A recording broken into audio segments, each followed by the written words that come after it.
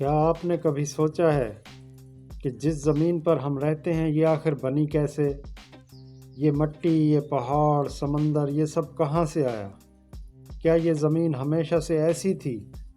نہیں دوستو، 460 کروڑ سال پہلے ہماری یہ ارتھ ابلتے ہوئے لاوے کا ایک گولا تھی، اور اس وقت زندگی کا یہاں کوئی نام و نشان تک نہیں تھا۔ تو سوال یہ پیدا ہوتا ہے کہ آخر یہ زمین ہمارے رہنے کے قابل کیسے بنی، اور ہمارا یہ چاند زمین سے ٹوٹ کر الگ ہوا تھا یا کہیں اور سے آیا تھا؟ السلام علیکم، you are watching ultimate fact reactor اور میں ہوں مہتاب احمد۔ آج ہم جانیں گے اربوں سال پرانی سورج، چاند اور زمین کے پیدا ہونے کی کہانی، الٹیمیٹ فیکٹ ریئیکٹر کی اسکرین پر، جہاں سائنس سوال نہیں جواب دیتی ہے۔ دوستو، آج سے تقریباً 4 ارب 60 کروڑ سال پہلے ہمارا سولر سسٹم ایگزسٹ نہیں کرتا تھا، بلکہ اس کی جگہ اسپیس میں ایک عظیم بادل موجود تھا۔ ہائیڈروجن گیس، ہیلیم، گرد اور دھاتی ذرات کا بے کنار سمندر، تاریک اور خاموش۔ سائنٹسٹ نے اس بادل کو سولر نیبولا کا نام دیا ہے۔ سولر نیبولا کے قریب ایک ڈائن سٹار موجود تھا جو کہ اپنی لائف کے اینڈ پر تھا۔ اچانک ایکسپلوڈ کر جاتا ہے۔ اس ایکسپلوژن کو سپر نووا کا نام دیا گیا ہے۔ اس دھماکے کی شاک ویوز جب سولر نیبولا پر پڑیں تو ڈسٹ اور گیس کمپریس کرنے لگی۔ دھیرے دھیرے سولر نیبولا اندر کی طرف سکڑنے لگا۔ ڈسٹ اور گیس گول گول گھومنے لگی، جیسے خلا میں ایک عظیم الشان بھنور جنم لے رہا ہو۔ فلیٹ روٹیٹنگ ڈسک کے روپ میں گھوم رہے بادل کو نام دیا گیا ہے پروٹو پلانیٹری ڈسک کا۔ اسی پروٹو پلانیٹری ڈسک کے بیچوں بیچ سولر نیبولا کا لگ بھگ 99.8% مٹیریل اکٹھا ہو گیا۔ پریشر اور ٹمپریچر مسلسل بڑھتے رہے، پھر ایک وقت پر آ کر یہ اتنا زیادہ کنسنٹریٹڈ ہو گیا کہ نیوکلیئر فیوژن کا ریئیکشن ہونے لگا۔ دوستو، ہائیڈروجن گیس کا فیوژن ریئیکشن لگ بھگ 15 ملین ڈگری سیلسیس پر ہوتا ہے۔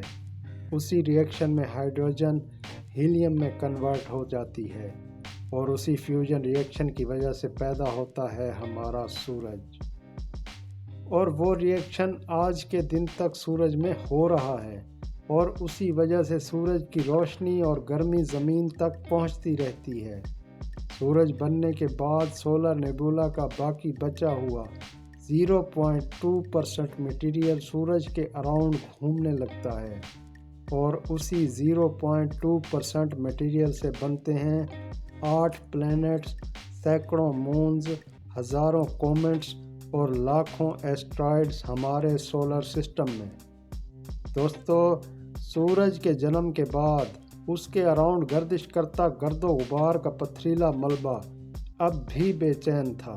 سولر نیبولا کے بچے ہوئے ذرات آپس میں ٹکرانے لگے اور ایک دوسرے کے ساتھ چپکنے لگے، اور دھیرے دھیرے چھوٹے گچھوں کی شکل اختیار کرنے لگے۔ اسٹیٹک یا کیمیکل بانڈنگ فورسز کی وجہ سے ہونے والا یہ عمل لاکھوں سالوں تک جاری رہا، جس سے وہ چھوٹے گچھے دھیرے دھیرے بڑے ہونے لگے۔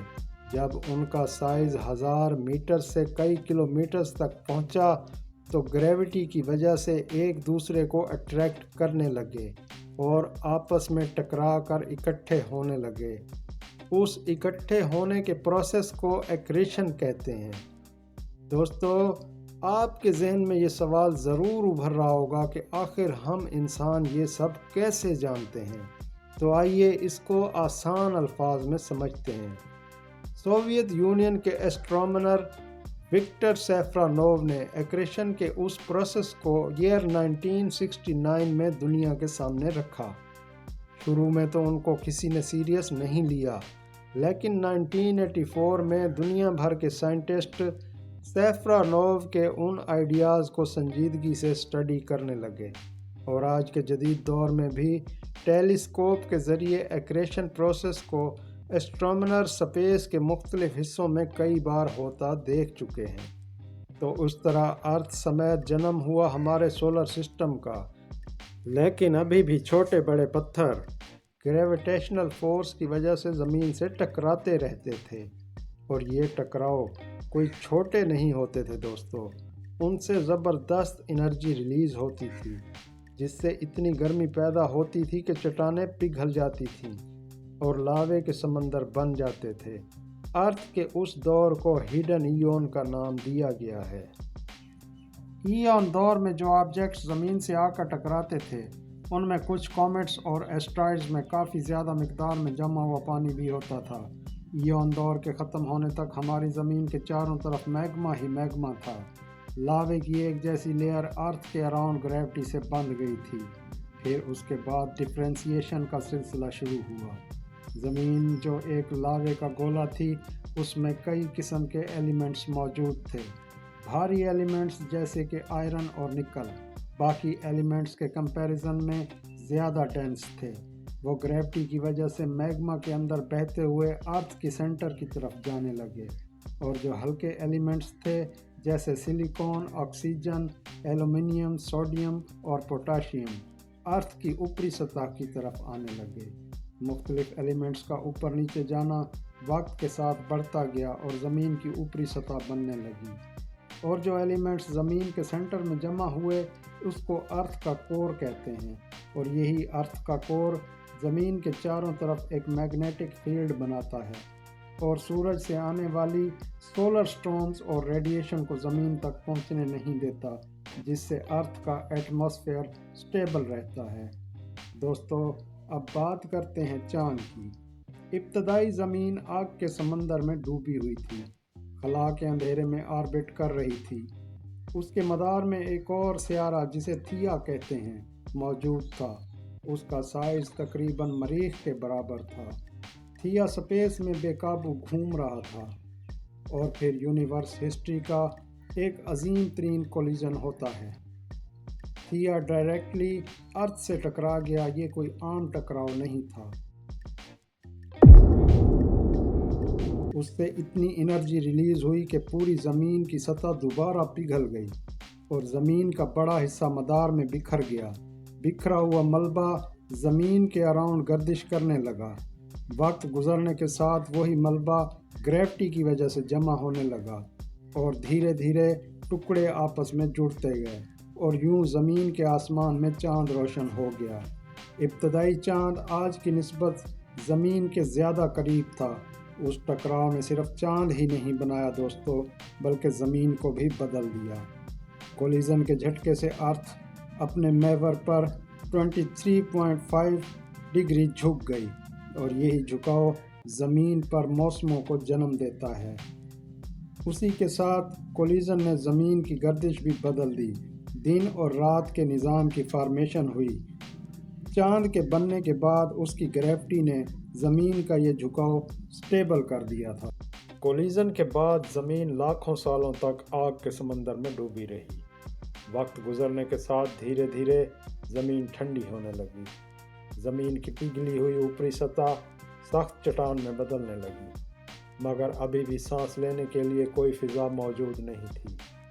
फिर ज़मीन पर आतिशफ़शां फटने लगे और उसी वॉल्केनिक एरप्शन से गैसेस रिलीज़ होने लगी, जैसे कि water vapours, carbon dioxide, nitrogen, sulphur. ये सारी गैसेस जब आसमान में जमा होने लगीं तो ज़मीन के अराउंड पहली बार एटमॉस्फेयर की फॉर्मेशन हुई, मगर वो आज जैसा साफ़ और सांस लेने के काबिल नहीं था। एटमॉस्फेयर में भाप और धुएं के साथ टॉक्सिक गैसेस भी भरी हुई थीं। फिर वो वक्त आया जब ज़मीन का टेम्परेचर मज़ीद कम हो गया। एटमॉस्फेयर में मौजूद वाटर वेपर्स थिक होने से बादल बने और फिर बारिश शुरू हो गई। वो कोई आम बारिश नहीं थी, लाखों सालों तक जारी रहने वाली सियारवी बारिश थी। आखिरकार वो वक्त आ गया जब ज़मीन की सतह पर पानी स्टेबल होने लगा, और इस तरह ज़मीन पर समंदरों ने जन्म लिया। अब ज़मीन बदल चुकी थी। आग के समंदरों की जगह अब पानी के समंदरों ने ले ली थी, मगर आसमान अभी भी धुंधला था। फ़िज़ा अब भी जहरीली थी। इब्तदाई समंदर आज जैसे साफ़ नहीं थे। وقت گزرنے کے ساتھ سمندر اور فضا صاف ہوتے گئے اور پھر وہ وقت آ گیا جب زمین زندگی کے لیے مکمل طور پر تیار ہو گئی تھی۔ زمین کے پیدا ہونے کا یہ سفر اربوں سالوں پر محیط ہے اور ایسا لگتا ہے زمین کو مختلف مراحل سے گزار کر انسانوں کے لیے ہی بنایا گیا ہے، کیونکہ یہاں وہ تمام چیزیں موجود ہیں جو زندگی کے لیے بہت اہم ہیں، جیسے کہ آکسیجن، پانی اور کھانا وغیرہ۔ اتنی وسیع یونیورس میں صرف یہی زمین ہے جہاں زندگی ہے۔ آج کے دن تک پورے یونیورس میں ہم کسی اور سیارے کو نہیں جانتے جہاں زمین کی طرح زندہ رہنا ممکن ہو سکے۔ دوستو، آج کی ہماری یہ ویڈیو آپ کو کیسی لگی؟